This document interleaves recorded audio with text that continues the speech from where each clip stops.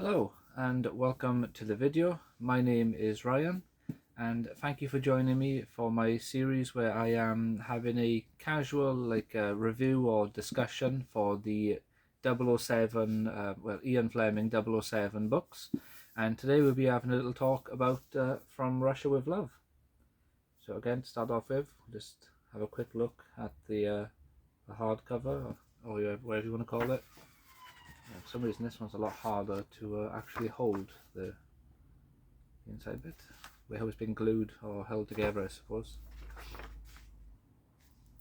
But yeah, so in terms of all the books so far, From Russia with Love is probably the most one-to-one overall, like comparing the movie and the book to each other. The only real difference between the two is the book just has basically everything that the movie has, but with more details, or it goes into things a bit more overall. Like, for example, in the book version, you get to see the Russian side of things first, as you do in the movie. But in the book, it's, can you see it there? It's 10 chapters. So this is all like going into I can't remember his first name, but Grant, into his backstory, explaining that he was I think he was a British soldier, and then he defected against Britain, went to Russia because he wanted to just kill people, because he has this I think it's a psychological problem. I can't remember how they explain it, but basically on a full moon he gets the urge to kill people, so he's like a murder werewolf or something. I can't remember how they actually explain it in the book though. But you get all that backstory. You get explained how we actually defected against them. The Russians, I believe they wanted a show of loyalty or a show of disloyalty against his former comrades. Which I believe he like drove a vehicle or something into a compound and blew it up, I think. I can't remember the actual ins and outs of his backstory off the top of my head. I just remember you get to see actually, you get to follow him for 2 or 3 chapters, I think, going over actually, what he's like as a person. You get the scene that you get in the movie where he's sat by the pool, like with the woman and stuff like that, and you find out he has absolutely no desire sexually for anyone. He just has the desire to kill. So he's like a bit of a madman. You get the same scene with Rosa Klebb where she punches him in the gut.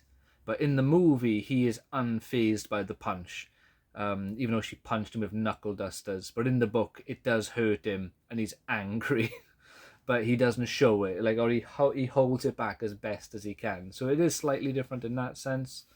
And then also you get a really long meeting. I can't remember how long it is. It might be like 5 or 6 out of the chapters, out of the 10, where you're with Smersh, and they are basically putting together the whole plan that is the plot of From Russia with Love, where they want to cause some turmoil in the West.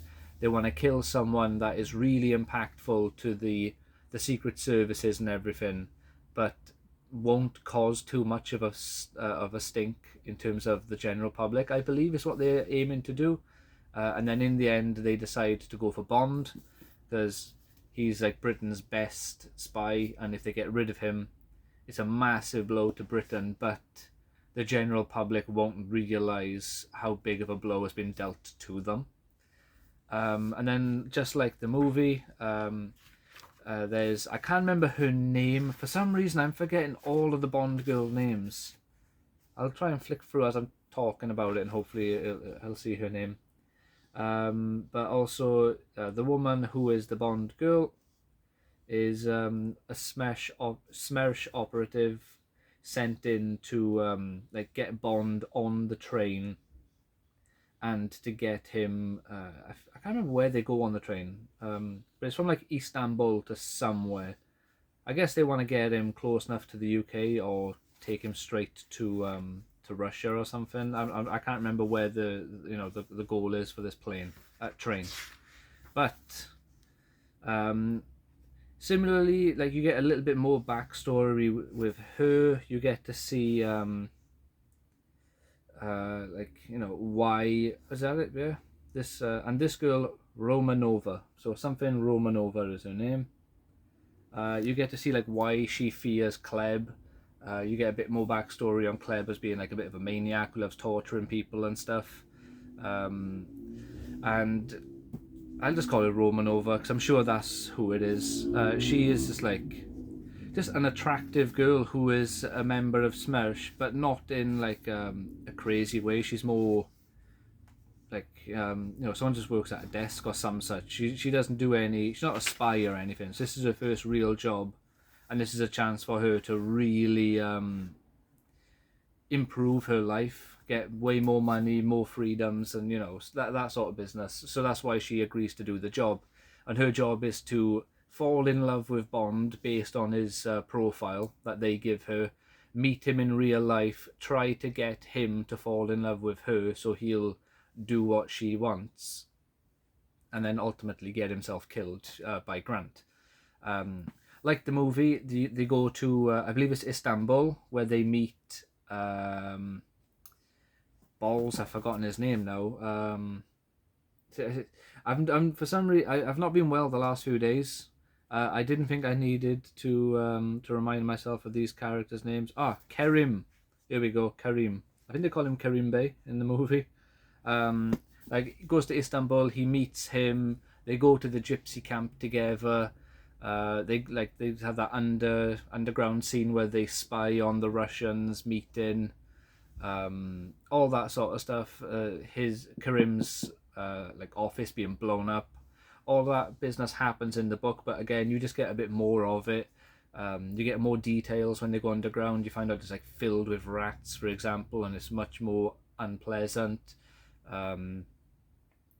What's it called? With the gypsy camp, you get a bit more details on that. You find out as well that the fight that those women have is far more aggressive and far more like fearsome than what you get in the movie. Probably because of the time, and you don't want to have two women like fighting each other to the point of being virtually naked and like biting into each other to cause blood and stuff like that. So it's, in the book, it's a far more vicious fight. I can't remember what happens to the loser. I think they get exiled or killed. It's one of the two.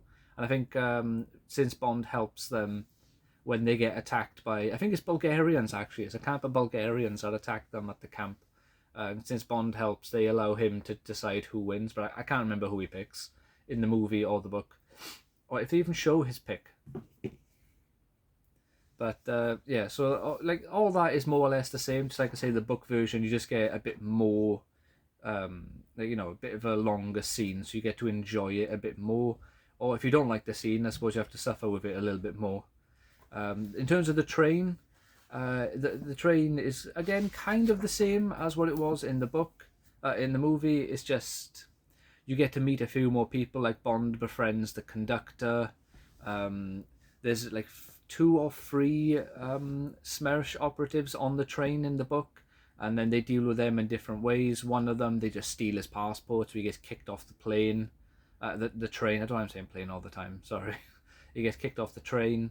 I can't remember what happened. Oh, another one, Kerim, like in the movie, he sits in the room with him to just get him trapped in there basically, and then sadly Grant comes and kills him. And I guess actually, do they kill each other or does Grant kill them? I can't remember. They both die though. Kerim and the spy both die, and then Bond and Grant are then like the only two on there, and he fakes getting on the plane pretending to be I think it's a French, a spy from the French branch or the Italian branch. He pretends to be just someone from a different branch of the Secret Service, so he can gain Bond's trust. And if I remember correctly, in the book, he actually fools Bond a lot more. Whereas in the movie, Bond's like, oh yeah, I've been on to you. I noticed how you put something in her drink, and all that sort of business. Whereas in the book, I'm fairly certain Grant has him like 100% fooled until it's too late. They go through their battle. I can't remember how Grant dies. He definitely gets killed by Bond though. Probably in a similar fashion to the movie where they are fighting inside the cabin, but for some reason I just can't remember if it's different. But I do remember really enjoying the actual train scene. It's really well done in the book. I just, for some reason, can't remember how Grant is killed. It's completely escaped me.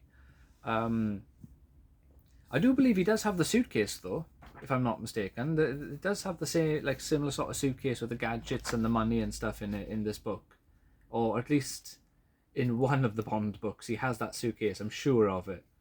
Um, One difference I know for certain is you don't get that scene with the helicopter afterwards. I don't recall how they get from the train to the hotel for some reason. That's another thing that didn't stick with me as well. Like I say, like, just to reiterate, this is after a single read. I've only read these books once. At some point, I'm certain I will read most, if not all, of these Bond books again, and maybe I'll do a second video for these, having more knowledge and not just a first impressions opinion of the books. But yeah, so then you don't get the plane scene like you got in the movie where Bond builds the like the rifle and shoots the grenade out of the guy's hand and blows up the plane. I think it just fast forwards. Once they know they're safe, it's like, oh, they just fast forward to the hotel when like the mission is finishing up. The biggest difference, though, is in the movie, Rosa Klebb appears as a nurse, not a nurse, as a maid, and she tries to steal the Lecter, and Bond like pins her to the wall, and then she gets arrested essentially. Whereas in the book, when he pins her against the wall, he doesn't notice the poisoned blade in her shoe, and she kicks him. And the book ends, I believe, with essentially fade into black as Bond has been poisoned. Yeah, Bond pivoted slowly on his heel and crashed headlong to the wine-red floor. So yeah, the book ends with a cliffhanger where Bond has now been poisoned. We don't know if he's going to survive. We have no idea what's going to happen here. Obviously, a big difference as well between this book and the movie is Blofeld. In the original movie, or in the movie adaptation, I should say, you get the first hints of Spectre. Well, not the first hints, but some real proper hints of Spectre, of Blofeld being number one, and the fear that he, instills in all of the other members of Spectre. Whereas in this, you get a similar thing with Smersh, and how fearful they are of the different branches of Smersh, and all that business, where if you're not doing quite as well as you should be, you're fearful that someone is going to call you out on it and it's just going to end everything for you. Or like the wrong person, like Rosa Klebb, is going to have you come to her room, which is what happens to Romanova, and she's afraid that she's going to try and make her sleep with her, and she runs away. And thankfully for her, she gets no repercussions for it. She's just allowed to run away and be scared of Rosa and not want to do anything with her. But in terms of this book, I gave this Bond book a 9.5 out of 10. The only reason I didn't give it a 10, to be honest, is because I feel like I don't really have the I have no sort of reference for what a 10 out of 10 Bond book should be, and I don't know if I have bias for this book because of how much I loved the movie. From Russia with Love is, I believe, my third favourite Bond film. So I don't know if it's just a load of bias because of that. Once I've read all of the Bond books, I might sort of rethink the scores that I have for them to see if I believe they have got the correct score and if I should increase it or decrease it a little bit and stuff like that. But as of now, 9.5, highest rated book that we've talked about so far. Really, really recommend it. Let me know if you do have intentions to read From Russia with Love, and if you already have, what did you think of it? What score would you give the book out of 10? And also, where would you rank it against the other 13 Bond books? Or I should say 11 Bond books and 2 short story compilations. Yeah, thank you, take care, and I will see you in the next book with Dr. No. Bye now.